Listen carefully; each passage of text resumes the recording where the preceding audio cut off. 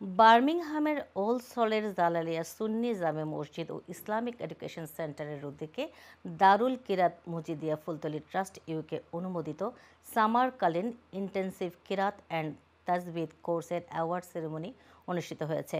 বিস্তারিত থাকছে আমাদের সহকর্মী লোকমান হোসেন কাজীর রিপোর্টে, আর ক্যামেরায় ছিলেন এমদাদুল হক লাবলু।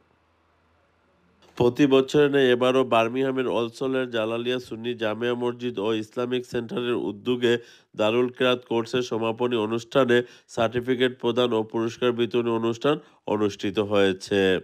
বার্মিংহামের অলসলের শতাধিক শিক্ষার্থী ও শিক্ষকমণ্ডলী ও কমিউনিটির বিশিষ্টজনের স্বতঃস্ফূর্ত উপস্থিতিতে জালালিয়া সুন্নি জামিয়া মসজিদ ইসলামিক সেন্টারের হলরুমে এ অনুষ্ঠানের আয়োজন করা হয়।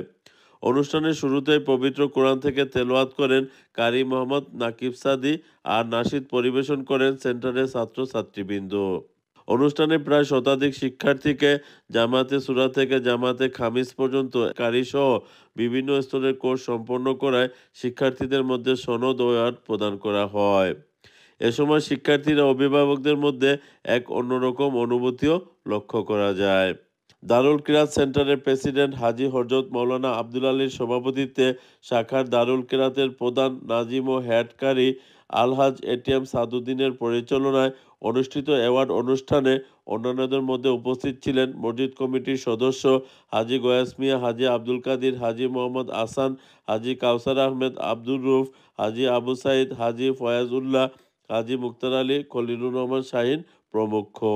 উক্ত অনুষ্ঠানে অন্যান্যদের মধ্যে উপস্থিত ছিলেন অত্র সেন্টারের দারুল কিরাতের শিক্ষক কারি সঞ্জুর আলী, হাফিজ কারি জুবায়ের আহমেদ, মৌলানা ইমতাজ আলী, হাফিজ রায়হান আহমেদ, কারি মোহাম্মদ রাকিব সাদি।